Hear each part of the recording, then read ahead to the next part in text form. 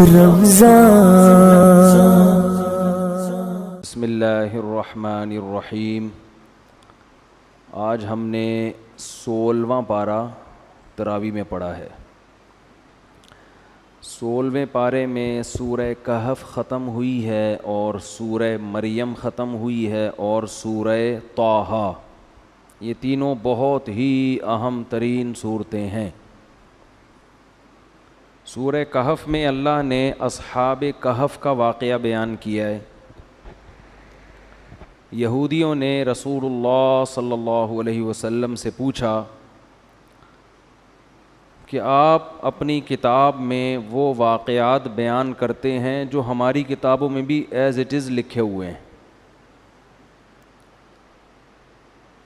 حالانکہ مکہ جو تھا وہ مدینہ سے بہت دور تھا اور مکہ میں اہل کتاب نہیں تھے اور نہ وہ لوگ یہ کتابیں پڑھنا جانتے تھے، لیکن وہ تمام واقعات جو اللہ نے پیغمبروں کے تورات اور انجیل میں بیان کیے، وہ تمام واقعات اللہ نے قرآن مجید میں اس سے بھی زیادہ اچھے انداز میں بیان کیے۔ تو وہ حیران ہوتے تھے کہ یہ کہاں سے ان کے پاس آ رہے ہیں۔ آج بھی تورات میں آپ کو فرعون کا واقعہ، لوط علیہ السلام کا واقعہ، قوم عاد، قوم ثمود، یہ تورات انجیل میں آج بھی موجود ہے۔ بائبل آپ اٹھائیں اس میں سب ملیں گے آپ کو یہ واقعات۔ ہاں اس میں کچھ تحریف ہے لیکن بیسک سب کی ایک ہی ہے، حالانکہ وہ عبرانی میں تھے اور یہ عربی میں۔ تو الزامات لگایا کرتے تھے، کوئی کہتا تھا یہ کہیں سے سیکھتے ہیں چھپ کے، یہود و نصارہ میں کسی سے یہ سیکھتے ہیں۔ تو قرآن کہتا ہے یہ تو تمہارے درمیان رہتے ہیں، کس وقت سیکھیں گے، یہ کون سکھا کے جاتا ہے؟ کبھی الزام لگاتے کہ وہ اجنبی ایک مسافر آیا تھا، اس سے یہ ملے تھے، وہ یہ سکھا کے گیا ہے۔ تو قرآن نے کہا لسان الذی یلحدون الیہ اعجمی، جس کی طرف نسبت کر رہے ہیں وہ اجمی تھا۔ وہذا لسان عربی مبین، اور یہ قرآن کس میں ہے؟ عربی میں۔ تو ایک اجمی کیسے سکھا کے جائے گا کہ عربی کو؟ تو قرآن نے ان کے ہر اعتراض کا جواب دیا، اور قرآن ہر واقعہ بیان کر کے کہتا ہے کہ ما کنت تعلمها انت ولا قومک من قبل هذا، نہ آپ ان واقعات کو جانتے تھے اور نہ آپ کی قوم۔ تو یہودی بعض دفعہ نبی کا امتحان لینے کے لیے بھی سوال پوچھتے۔ اس کا ایگو تو ختم کریں نا، پتہ نہیں کیا ٹینشن ہے یار، آواز گونج رہی ہے نا، آپ کو صحیح لگ رہی ہے، وہ پتہ نہیں بنڈائی مارکیٹ سے شارٹ ہو گیا۔ خیر یار اس کا ایکو ختم کریں، کیا ہے آواز کیوں گونج رہی ہے؟ تو اسی طرح اصحاب کہف، کہف کہتے ہیں غار کو، تو یہ واقعہ بھی بنی اسرائیل کو معلوم تھا، ان کے باپ دادا سے چلتا ہوا آ رہا تھا۔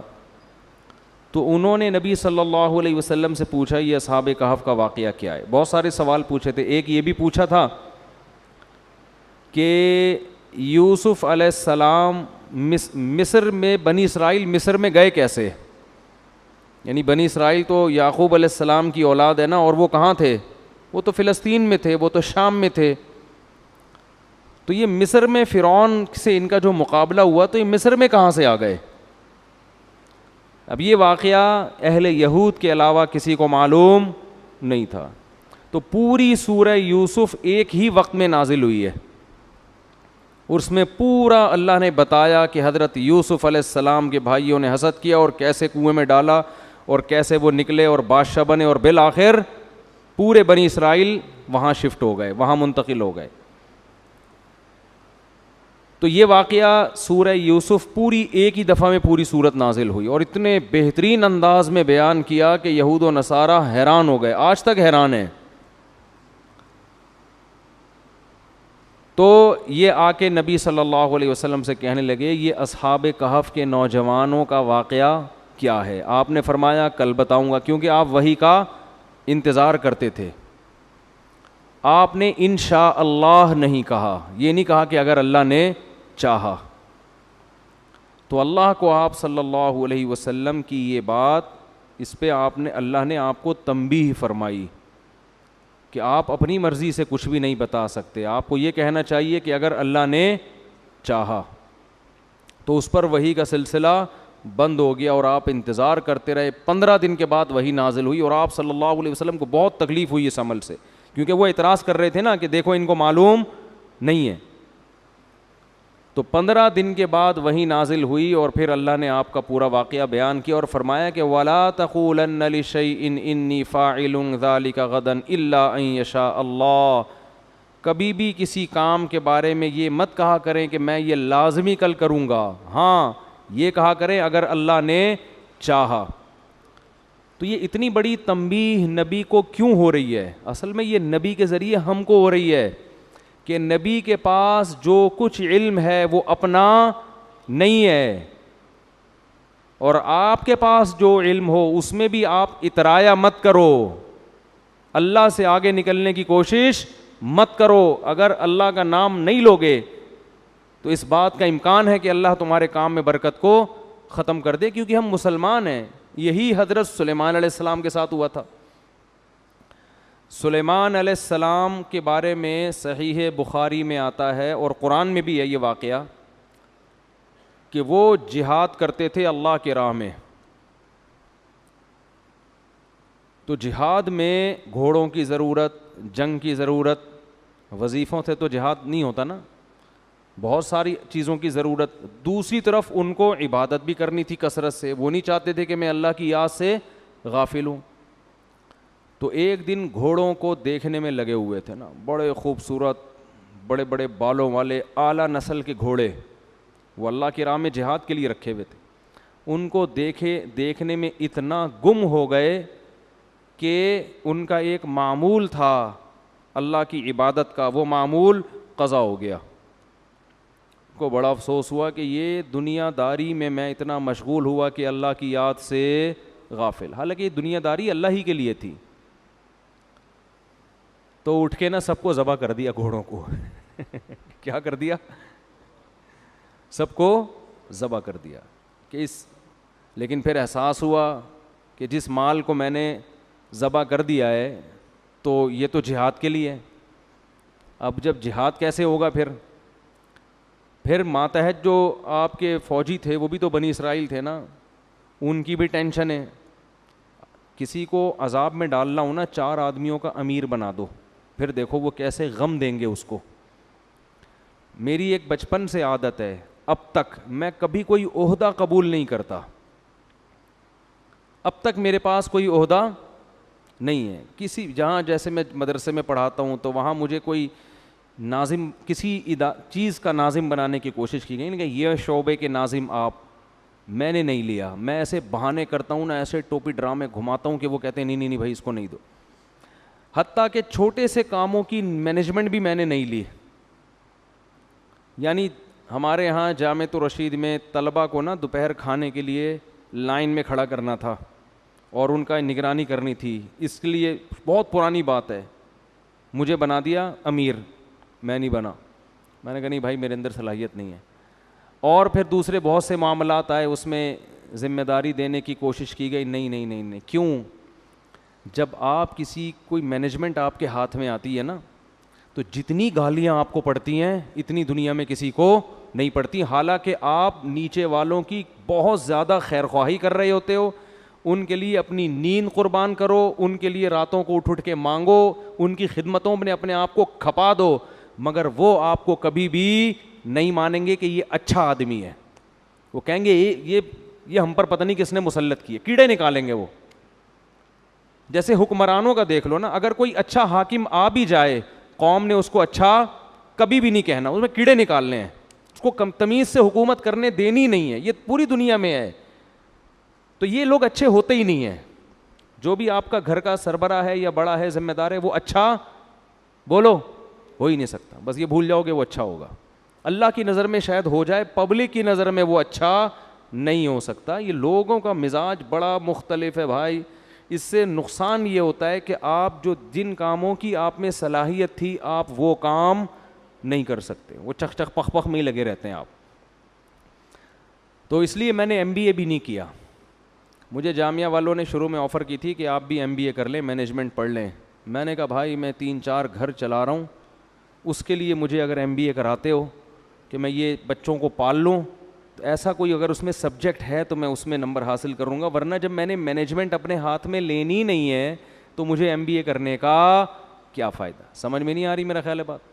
تو اس لیے جس کو علمی کوئی کام کرنے ہو نا, وہ کبھی کسی کا امیر بولو نہ بنے. سفر میں بھی نہیں بنے. سفر میں بھی میں جاتا ہوں دوسرے کو امیر, بھائی تم بنو ہم نہیں بنے.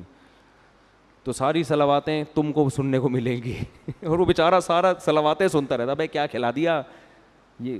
بھائی جو سفر میں امیر بنے گا وہ ہوٹل پہ بھائی آج یہ کھانا ہے, مشورے سب سے لے کے, لیکن جب کھلائے گا تو کہیں گے اس نے پتہ نہیں کون سے ہوٹل میں گاڑی رکوا دی یار, کیا کھلوا دیا اس نے. یہی چلتا رہے گا پورے راستے.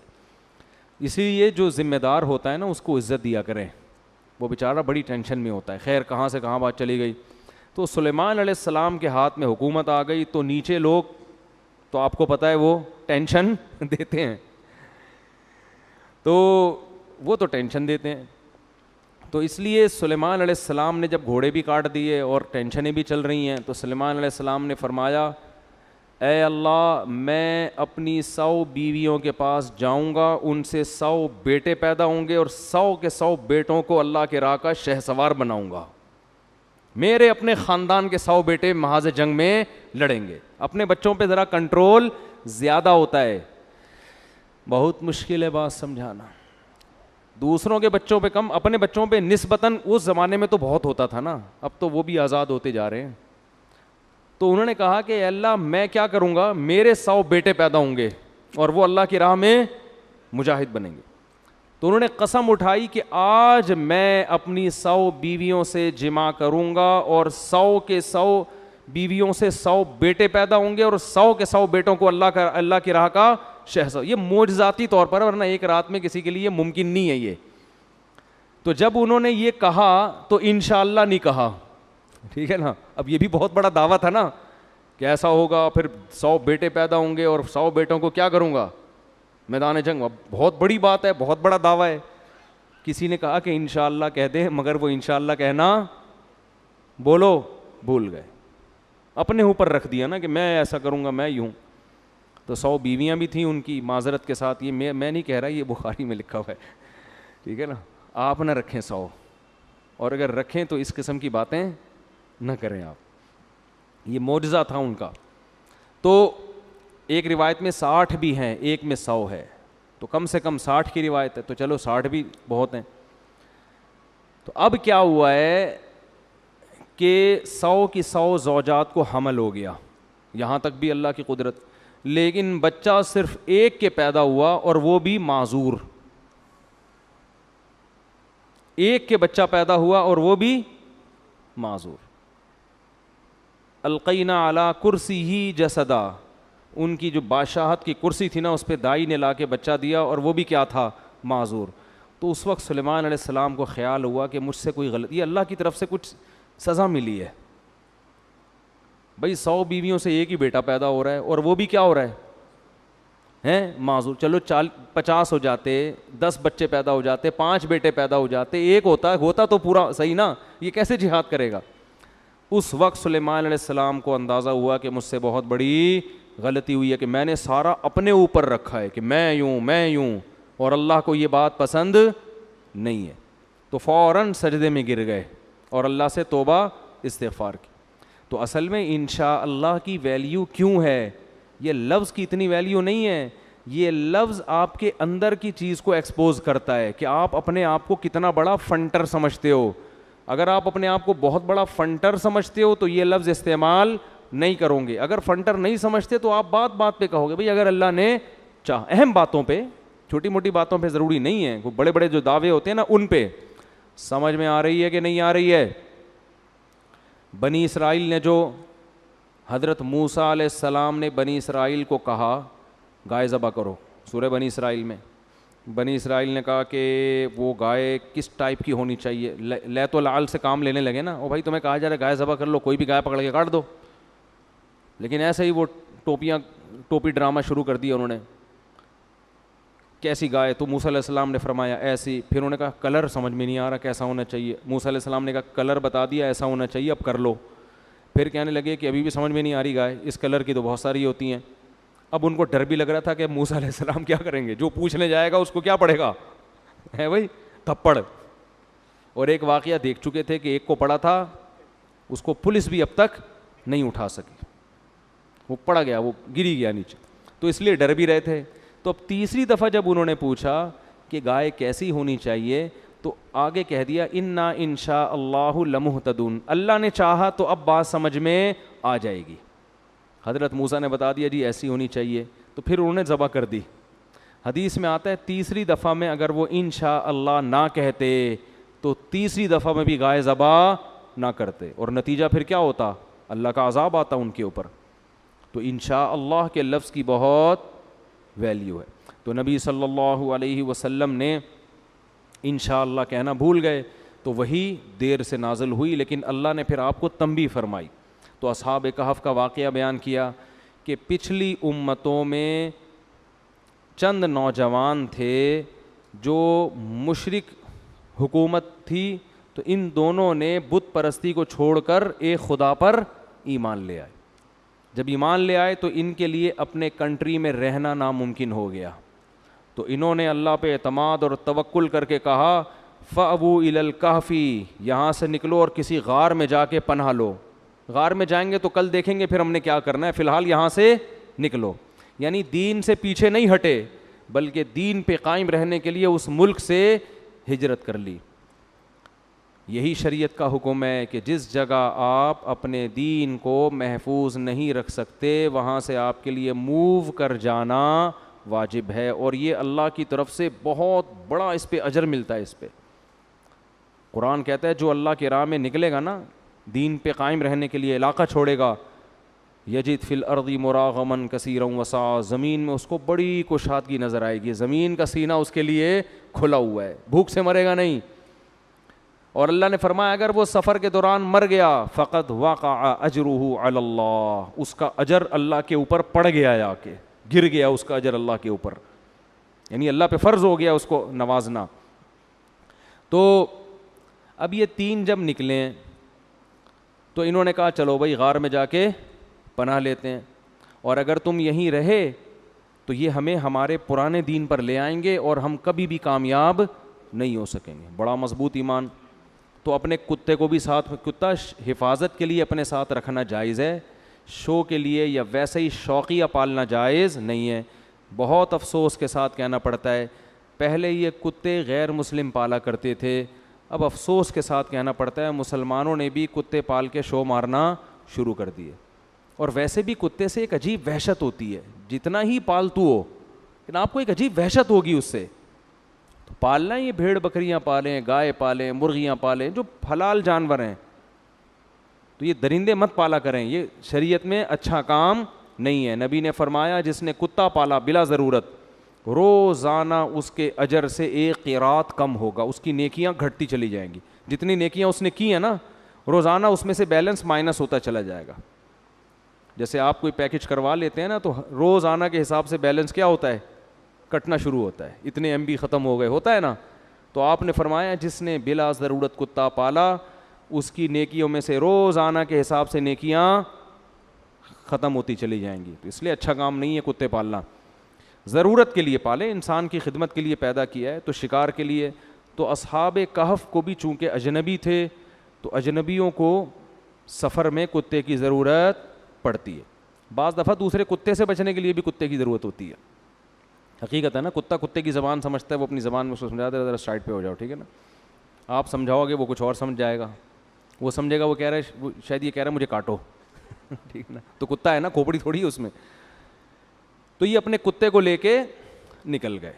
کتا بھی کتنا زبردست کتا، اس کا بھی اللہ نے قرآن میں ذکر کر دیا. تو قرآن کہتا ہے فَأْوُوا إِلَى الْكَهْفِ، جاؤ ہم اس غار میں ٹھہرتے ہیں پھر دیکھیں گے کیا کرنا ہے. قرآن کہتا ہے ہم نے فَضَرَبْنَا عَلَىٰ آذَانِهِمْ فِي الْكَهْفِ سِنِينَ عَدَدًا، ہم نے ان کو کئی سالوں کے لیے وَلَبِثُوا فِي كَهْفِهِمْ 300 سِنِينَ وَازْدَادُوا 9، 310 سال کے لیے ہم نے ان کو سلا دیا. اب یہ بات یہودی جانتے تھے کہ اصحاب کہف کا ایسا واقعہ ہوا ہے جس میں وہ کہتے تھے 300 سال، جبکہ قرآن نے کہا 310. تو علماء نے ایک بڑی زبردست بات کی ہے کہ اگر شمسی اور قمری کا فرق نکالا جائے نا تو شمسی 300 قمری 310 بنتے ہیں. تو یہ بھی ایک زبردست کیا ہو گئی, میچنگ ہو گئی. تو 310 سال کے لیے اللہ نے انہیں اس غار میں سلا دیا. کیا اللہ کی قدرت, قرآن بتاتا ہے اس کی حکمت کیوں سلا دیا. نمبر 1 کہ جب وہ اٹھ کے آئیں گے اپنی قوم کے پاس اور علامتوں سے لگے گا کہ بھئی یہ 300 سال, کیونکہ تاریخ اس وقت بھی لکھی جاتی تھی, 300 سال پہلے ایسے کچھ لوگ ہجرت کر کے بھاگے تھے, یہ ہوا تھا اس وقت, یہ سکہ بھی ہے ان کے پاس, تو لوگوں کو یقین آ جائے گا کہ اللہ ہر چیز پر قدرت رکھتا ہے. ایک حکمت تو یہ قرآن نے بیان کی یہ حکمت. دوسری حکمت کہ ہجرت جو اللہ کے لیے کرتا ہے, اللہ کے لیے قربانی کرتا ہے, اللہ غیب سے کیسے اسباب پیدا کرتے ہیں. اب پوری دنیا میں ان کو کوئی ٹھکانہ دینے والا نہیں تھا, اللہ نے کہا سو جاؤ, جب صبح اٹھو گے نا تو یہ حکومت ہی چینج ہو چکی ہوگی, 300 سال میں اسلامی حکومت آ چکی ہوگی, وہ تمہیں گلے لگائیں گے, کہیں گے بھائی یہ تو توحید پرست لوگ 300 سال پہلے نکلے تھے, ٹھیک ہے نا, یہ کہاں غائب ہو گئے تھے. تو 310 سال سوتے رہے ہیں, اور قرآن کہتا ہے کہ ہم نے غار پہ جو ان کا کتا حفاظت کے لیے بیٹھا ہوا تھا نا, وہ 300 سال تک ایسے بیٹھا رہا ہے کہ لو اطلعت علیہم لولیت منہم فرارا, اس کے روب اتنا تھا کہ کوئی اس کے قریب سے گزر کے اس کو دیکھ لیتا تو بھاگ جاتا وہاں سے, وہ سمجھتا باقاعدہ یہ پہرا دے رہا ہے بیٹھا ہوا. باسط ذراعیہ بالوسید, غار کی چوکھٹ پر اپنے بازوؤں کو پھیلایا ہوا ہے, جیسے کتے کا اسٹائل ہوتا ہے نا بیٹھنے کا, اس طرح بیٹھا ہوا ہے, اور زبان نکال کے ہانپ رہا ہے, صحیح انتظار میں ہے. اور قرآن کہہ رہا ہے وَنُقَلِّبُ أَفْئِدَتَهُمْ ذَاتَ الْيَمِينِ وَذَاتَ الشِّمَالِ, ہم ان کو نیند کی حالت میں کروٹیں بھی دیتے تھے, کیونکہ اتنے عرصے اگر آپ زمین پہ لیٹے رہیں تو زمین ہی کھانا شروع کر دیتی ہے, اور سورج کی کرنیں اس انداز سے پڑتی کہ سورج کی روشنی ان کو نقصان نہیں دیتی. تو بڑا تمام سائنٹیفک جتنے بھی وہ طریقے ہوتے ہیں نا کسی کو زندگی دینے کے, ان تمام طریقوں کی قرآن کہتا ہے ہم نے رعایت کی. اور 310 سال کے بعد جا کے جب وہ اٹھے ہیں تو کہنے لگے بھائی کیا ہو گیا, ہم تو لگ رہا ہے بہت لمبا سو لیے ہیں. قال کم لبثتم, کہنے لگے کچھ پتہ ہے کتنی دیر سوئے ہیں, اب کنفیوز ہو رہے ہیں نا آپس میں. تو کہنے لگے قالوا لبثنا یوما او بعض یوم, شاید ایک دن یا اس سے کچھ کم سوئے ہیں, کیونکہ وہ سورج کو دیکھ کے اندازہ لگا رہے تھے نا کہ ہم جب گھسے تھے تو یہ ٹائم ہو رہا تھا, نکلے ہیں تو یہ ٹائم ہو رہا ہے, تو 24 گھنٹے یا اس سے کچھ کم ہوئے ہیں. پھر پریشان ہو گئے کہ یار کچھ ایسا لگتا نہیں ہے. تو پھر کہنے لگے ربکم اعلم بما لبثتم, اللہ ہی کو پتہ ہے بھائی کتنے سوئے ہیں, اس بحث میں کچھ نہیں رکھا ہوا, پیٹ کمر سے چپکا ہوا ہے. فبعثوا احدکم بورقکم ہذہ, یہ سکہ رائج الوقت لے کے جاؤ اور شہر میں چھپ کے جا کے چپکے سے ایھا ازکا طعامن, جو حلال کھانا ہے نا وہ لے کر آؤ.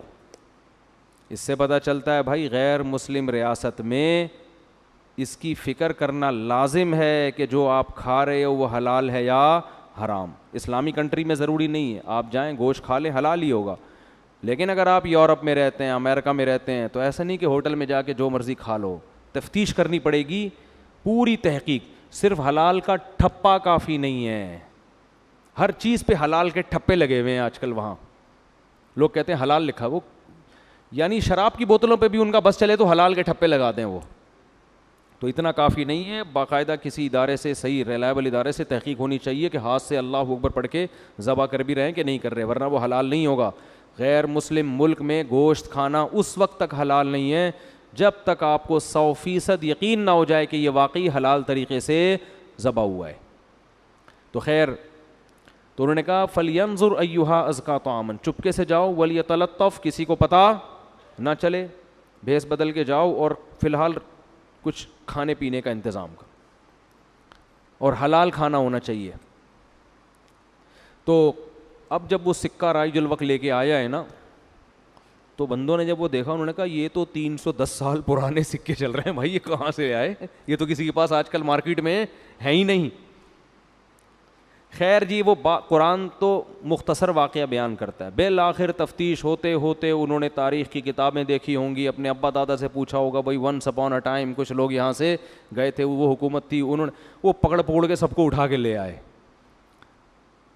تو وہ یہ واقعہ بنی اسرائیل میں بہت زیادہ مشہور ہو گیا کہ اللہ نے چند نوجوانوں کو جنہوں نے اللہ کے لیے قربانی دی ان کو اللہ نے 310 سال تک غار کے اندر بند رکھا ہے, اس کے بعد اللہ نے نکالا. تو پھر انہوں نے نبی صلی اللہ علیہ وسلم سے یہ پوچھا. تو یہ بڑا دلچسپ واقعہ. اس میں ایک اور واقعہ ہے سورہ کہف میں حضرت موسیٰ اور خضر علیہ الصلاۃ والسلام کا. صحیح بخاری میں اس کی تفصیل ہے. قرآن میں جو واقعہ ہے اس کی وجہ کیا بنی, وہ وجہ بخاری میں لکھی ہوئی ہے. حضرت عبداللہ بن مسعود فرماتے ہیں کہ ایک نبی صلی اللہ علیہ وسلم نے فرمایا کہ حضرت موسیٰ علیہ السلام سے ایک دفعہ لوگوں نے پوچھا کہ اس وقت دنیا میں سب سے بڑا عالم کون ہے. موسیٰ علیہ السلام نے فرمایا میں, اور بات بالکل درست بھی تھی, پیغمبر سے بڑا تو دنیا میں کوئی نہیں ہوتا, لیکن اللہ کو آپ کا یہ انداز پسند نہیں آیا. ہر صحیح بات کہنے کی نہیں ہوتی. تواضع بہت بڑی چیز ہے. آج کل یہ تواضع مارکیٹ میں شارٹ, بس میں سب سے بڑا ہوں باقی سارے, حالانکہ آپ سب سے چھوٹے ہوتے ہیں. وہ بھی ایسا, وہ بھی ایسا, وہ جو کیڑے نکالتے رہتے ہیں نا بیٹھ بیٹھ کے, وہ بھی غلط, وہ بھی غلط, وہ بھی غلط, مجھ سے اللہ کام لے رہا ہے, اس کا مطلب آپ سے تو کام لے ہی نہیں رہا. تو موسیٰ کلیم اللہ اتنے بڑے, ان کی زبان سے یہ نکل گیا سب سے بڑا عالم کون ہے, میں. بات صحیح تھی لیکن اللہ کی طرف پھیرنا چاہیے تھا. تو اللہ نے آپ کو تنبیہ کی, فرمایا موسیٰ جو کچھ علوم میں نے دوسروں کو بھی دیے ہیں جو آپ کو نہیں دیے, تو جاؤ آپ ایک بندے ہیں ہمارے فلاں فلاں جگہ پہ, سفر کر کے چلے جاؤ, وہاں ایک بندے سے آپ ملاقات کرو تو آپ کو پتہ چلے گا کہ کچھ چیزیں اللہ نے ان کو ایسی دی ہیں جو آپ کو بولو نا نہیں دی. حضرت موسیٰ علیہ السلام اپنے خادم کو لے کے چلے گئے اور اللہ نے بتایا کہ اس کی نشانی ہے کہ مچھلی ٹفن سے نکل کے سمندر میں زندہ ہو کے چلی جائے گی. کچھ نشانی بتائی کہ کچھ ایسا ہوگا. اب جب یہ وہاں پہنچے ہیں تو کہیں ایک جگہ کنارے پہ آرام کیا تو وہ مچھلی نکل کے زندہ ہو کے سرنگ بنا کے چلی گئی. اب جو ان کے خادم تھے نا وہ بھول گئے کہ ایسا ہوا ہے, اور صبح اٹھ کے پھر یہ آگے چلے. چلتے چلتے تھک گئے. حضرت موسیٰ علیہ السلام نے فرمایا آتینا غداءنا لقد لقینا من سفرنا ھذا نصبا, لاؤ بھائی دوپہر کا کھانا لے کر آؤ, اس سفر میں تو ہمیں بڑی تھکاوٹ ہو گئی ہے. پیغمبروں نے ناشتے نہیں کیے کبھی بھی. غدا کہتے ہیں 11 بجے کا کھانا. عربوں میں عادت تھی کہ 11 بجے کھانا کھاتے تھے دوپہر کا, پھر قیلولہ کر کے آرام کرتے اور رات کا کھانا مغرب کے بعد کھاتے. یہ تمام صحابہ پیغمبروں کی سنت ہے. ناشتے کا لفظ قدیم عربی میں آپ کو ملے گا ہی نہیں. ناشتہ جو ہے نا گوروں نے انٹروڈیوس کروایا, یہ گوروں نے تعارف کروایا اس کا. سمجھتے نہیں ہو بات. یہ 2 ٹائم کھاتے تھے, اور گوروں نے صرف ناشتہ نہیں, گوروں نے ایسے کھانے ہمیں متعارف کروائے ہیں کہ ان سے ہماری صحتوں کی ایسی کی تیسی. مسلمان روٹی کھاتا تھا, گورے کے آنے کے بعد ڈبل روٹی کھا رہا ہے. اب بتاؤ روٹی نقصان دہ یا ڈبل روٹی؟ ڈبل روٹی. مسلمان روٹی کھاتا تھا, گوروں نے برگر متعارف کروایا. برگر, پیزا, یہ سب کہاں سے آئی ہیں؟ مسلمان لسی پیتا تھا, وہ واقعہ سنا, لسی پیو لسی, اور گوروں نے کیا, کولڈ ڈرنک. تو صحتوں کے برباد کرنے میں گوروں کا بہت بڑا دخل ہے. وہ الگ بات ہے, پھر وہی بتا بھی رہے ہیں کہ یہ نقصان دہ, یہ ٹھیک ہے نا, خود ہی کہہ رہے ہیں چھوڑ دو یہ چیزیں. لیکن اب آپ نے ایسا چسکے لگا دیے کہ اب لوگ دنیا چھوڑنے کے لیے تیار ہیں, پیزے چھوڑنے کے لیے تیار نہیں ہیں. تو مسلمانوں کی خوراکیں 2 ٹائم ہوتی تھیں. وہ شام کو چائے میں ڈبو ڈبو کے کھانا, سموسے, یہ سب گوروں نے متعارف کروایا. مسلمان نہیں کھا, مسلمان 2 ٹائم. ہم نے اپنے بزرگوں کو دیکھا ہے, وہ بتاتے تھے ہم تو ناشتہ جانتے بھی نہیں تھے کیا ہوتا ہے. 11 بجے کھا کے سوئے. اچھا گورے میں قیلولہ نہیں ہے, یہ قیلولہ چھڑوایا ہم سے گوروں نے ہے. ہندوستان میں, افغانستان میں, ایران میں, پوری دنیا میں جہاں بھی مسلمان آپ کو ملیں گے, قدیم مسلمان سب دوپہر کھانے کے بعد سوتے تھے. گوروں نے جب ہندوستان پہ حکومت کی ہے تو قیلولے کا لفظ اور قیلولے کی عادت مارکیٹ سے نکال دی. سمجھتے نہیں ہو بات کو. تو کچھ چیزیں ہماری وراثت میں تھیں, ان کو لے لینا چاہیے. خیر اب عادی ہو گئے ناشتے کے, کر لیں آپ, منع نہیں ہے, لیکن پیغمبروں کی ہے. تو حضرت موسیٰ علیہ السلام نے فرمایا تھک گئے ہیں, کیا لے آؤ؟ کھانا لے کر آؤ. انہوں نے کہا اوڑے وہ مچھلی کھانی تھی, مچھلی تو ڈبکی لگا کے سمندر میں چلی گئی ہے. تو حضرت موسیٰ کیا کھا رہے تھے کھانے میں؟ فش. پیغمبروں کو اللہ غلط چیزیں بولو نا کیا ہو گیا نہیں کھلاتے. ایسا نہیں ہے کہ برگر لے آؤ بھائی, پاپے لے آؤ. پیغمبر بڑی سادہ اور اچھی خوراکیں کھاتے ہیں. ہمارے نبی کی خوراکیں دیکھ لو نا کیسی صحت والی. تو وہ کہا کہ وہ تو فش نکل کے کہاں چلی گئی ہے. اچھا جھینگا بھی آپ کو نہیں ملے گا, نہ کسی صحابی سے ملتا ہے کہ جھینگا کھایا ہو کسی نے, نہ کسی تابعی سے ملتا ہے. بہرحال اختلافی مسئلہ ہے, لیکن اس میں امام ابو حنیفہ کا جو رائے ہے نا بہت مضبوط ہے کہ سمندر کی صرف مچھلی حلال ہے. بہت مضبوط رائے امام صاحب کی, کیونکہ مچھلی کھانے کا ہی تذکرہ ملتا ہے ہمیں. اس پہ دلائل میں دے چکا ہوں, ابھی اس کا موقع نہیں ہے. تو خیر قرآن میں بھی کہیں نہیں ملتا. یہ بات کہتے ہیں قرآن سے ثابت ہے کہ مچھلی کے علاوہ, وہ آیت کا مفہوم کیا ہے وہ میں بیان کر چکا ہوں. بہرحال اختلافی مسئلہ ہے, اس میں شدت جائز نہیں ہے. تو حضرت موسیٰ علیہ السلام واپس پلٹے. ارے بھائی وہی تو جگہ تھی جہاں اللہ نے حکم دیا تھا کہ خضر کو تلاش کرو. وہاں گئے تو حضرت خضر علیہ السلام سے ملاقات ہوئی. تو انہوں نے کہا بھائی اللہ نے کچھ چیزیں آپ کو بتائی ہیں جو مجھے نہیں ہیں, تو میرے پاس نہیں ہے, تو اللہ نے مجھے بھیجا ہے کہ میں آپ سے وہ سیکھوں. تو حضرت خضر نے فرمایا کہ آپ ان چیزوں میں صبر نہیں کر سکتے. کیوں حضرت خضر نے یہ کہا؟ انہوں نے کہا میں کچھ ایسے کام کروں گا آپ صبر بولو نہیں کر سکتے. حضرت خضر کو پتا تھا یہ ان کے پاس شریعت کا علم ہے, اور یہ کوئی بھی غلط کام دیکھ کر برداشت بولو نہیں کریں گے. اور ان کے لیے یہی ہے, جو علماء ہوتے ہیں, جو واعظین ہوتے ہیں, جو امت کے خیر خواہ ہوتے ہیں, وہ غلط کام دیکھ کر برداشت نہیں کرتے. تو آپ نہیں صبر کر سکتے. انہوں نے کہا ستجدنی انشاء اللہ صابرا, اللہ نے چاہا تو آپ مجھے صبر کرنے والا پاؤ گے. تو انہوں نے کہا ٹھیک ہے میرے ساتھ چلو, لیکن شرط یہ ہے کہ میرے کسی کام پہ آپ نے اعتراض نہیں کرنا, کیونکہ اللہ نے آپ کو میرے پاس بھیجا ہے نا, تو میں جو کچھ کروں گا اللہ کے حکم سے کروں گا, آپ نے اعتراض نہیں کرنا ہے. چلو بھائی چلتے ہیں سر. تو سمندر میں بیٹھے, کشتی میں بیٹھے, غریب آدمی کی کشتی تھی. کنارے پہ اترنے سے پہلے حضرت خضر نے اس کشتی کو توڑ دیا, پھٹا نکال دیا اس کا. حضرت موسیٰ علیہ السلام نے فرمایا اخرقتھا لتغرقھا, پبلک ساری ابھی ڈوب کے ہلاک ہو جاتی, بڑی مشکل سے بچے ہیں. لقد جئت شیئا امرا, کچھ سمجھ میں آنے والی بات, یعنی کیا کر رہے ہیں آپ یہ؟ حضرت خضر نے فرمایا کہ الم اقل انک لن تستطیع معی صبرا, میں نے کہا نہیں تھا کہ آپ صبر نہیں کر سکتے. حضرت موسیٰ کو ایک دم یاد آیا. انہوں نے فرمایا کہ لا تؤاخذنی بما نسیت, بھائی اگر میں بھولے سے کوئی غلطی کر رہا ہوں تو اس پہ آپ مجھے مت پکڑیں. انہوں نے کہا چلو ٹھیک ہے, اب آرام سے چلنا ہے. آگے گئے, ایک لڑکا آ رہا تھا, حضرت خضر نے پکڑ کے اس کو مار دیا, یا تو گردن اڑا دی اس کی, یا کس طریقے سے قتل کر دیا اس کو.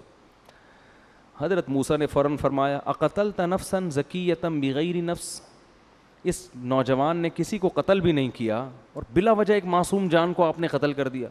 لقد جئت شیئا نکرا, یہ بھی کام اچھا نہیں ہے. حضرت خضر علیہ السلام نے فرمایا الم اقل لک انک لن تستطیع معی صبرا, میں نے تو پہلے ہی آپ کو بولا تھا کہ آپ میرے ساتھ صبر نہیں کر سکتے. حضرت موسیٰ نے اب خود اپنی سزا ان کو بتائی, کہا کہ ان سألتک عن شیء بعدها فلا تصاحبنی, بس اب میری سزا یہ ہے کہ اب میں نے اگر سوال کیا تو سزا یہ کہ آپ میرا راستہ جدا, یعنی مجھے اپنے آپ سے جدا کر دیں بس. اب آگے گئے ہیں, حتی اذا اتیا اہل قریۃ استطعما, ایک بستی میں گئے مسافر بن کے. ان لوگوں سے بولا بھائی ہم مسافر ہیں, تھوڑا سا ہمارا انتظام کر لیں کوئی کھانے پینے کا. تو انہوں نے کہا نہیں, وہ بڑے کنجوس قسم کے لوگ, مسافروں کا خیال بھی نہیں کر رہے. تو حضرت خضر نے دیکھا بستی والوں کی ایک دیوار تھی, گرنے لگی تھی نا, نقصان ہو جاتا, تو انہوں نے اس کو سیدھا کر دیا. تو حضرت موسیٰ نے فرمایا ہم مسافر ہیں, ویسے ہی بھوک لگ رہی ہے, اور یہ کمبخت ایک نمبر کے کنجوس لوگ, تو اگر آپ نے ریپیئرنگ کا کام کرنا تھا لو شئت لاتخذت علیہ اجرا, تو ان سے کچھ پیسے ہی لے لیتے اس کے بدلے میں, کہ بھائی میں دیوار ریپیئر کر کے دوں گا لیکن کچھ ہمیں کیا دے دو, پیسے دے دو, تاکہ ہم کچھ کھا پی تو لیں, بھوک سے حالت ہماری خراب ہو رہی ہے. حضرت خضر نے فرمایا ھذا فراق بینی و بینک, اب میرا اور آپ کا راستہ کیا ہو گیا, جدا. جب نبی صلی اللہ علیہ وسلم نے یہ واقعہ سنایا، بخاری میں حدیث ہے، آپ نے فرمایا کہ اللہ موسیٰ پہ رحم کرے، اگر صبر کر لیتے تو کچھ اور بھی چیزیں ہمارے سامنے آ جاتی اور کچھ واقعات آ جاتے۔ پھر حضرت خضر نے ان تینوں کی حکمتیں بیان کی کہ جو کشتی تھی یہ غریب آدمی کی ہے، جو سمندر میں بیچارے اجرت پہ مسافروں کو دائیں بائیں کرتے ہیں۔ آگے ایک بادشاہ ہے، وہ کشتی کو غصب کر لیتا ہے ظالم، تو وہ عیب دار کشتی کو غصب نہیں کرتا، تو میں نے یہ کشتی اس لیے توڑی ہے کہ وہ عیب دار دیکھ کر اس کشتی کو واپس کر دے گا۔ اور وہ جو لڑکا ہے، یہ لڑکا جب بڑا ہوتا تو اپنے والدین کا سخت نافرمان بنتا، جبکہ والدین ان کے نیک اور صالح ہیں، پرہیزگار ہیں، تو اللہ نے ارادہ کیا کہ اس بچے کو موت دے کر اس کے بدلے میں ان والدین کو دوسرا بچہ دیں، اور وہ بچہ ان کی آنکھوں کی ٹھنڈک بنے گا۔ ماں باپ تو سمجھ رہے ہیں ہمارا بچہ مر گیا، لیکن میں نے قتل اس لیے کیا اللہ کے حکم سے کہ اس کا نعم البدل اللہ ان کے اگر یہ زندہ رہے گا تو والدین کو بہت ستائے گا۔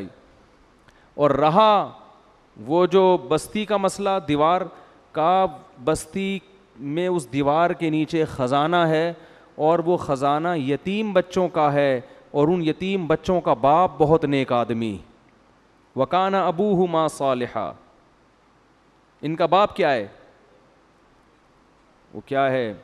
وَأَمَّا الْجِدَارُ فَكَانَ لِغُلَامَيْنِ يَتِيمَيْنِ، دو لڑکے ہیں یتیم، ان کا والد نیک آدمی ہے، تو اللہ نے مجھے حکم دیا ہے کہ بھئی یہ خزانہ گر گیا تو یہ کنجوس قوم جو ہمیں فری میں کھانا کھلانے کے لیے تیار نہیں ہے، یہ تو سارے خزانے لوٹ لے گی، تو اللہ یہ چاہتے ہیں فَأَرَادَ رَبُّكَ أَن يَبْلُغَا أَشُدَّهُمَا، رب یہ چاہتا ہے کہ یہ جوانی کی دہلیز پہ پہنچے، ان کو پھر اطلاع ملے اور یہ خود اپنا خزانہ نکالیں، اب یہ بچے ان کے خزانے پہ قبضہ ہو جائے گا۔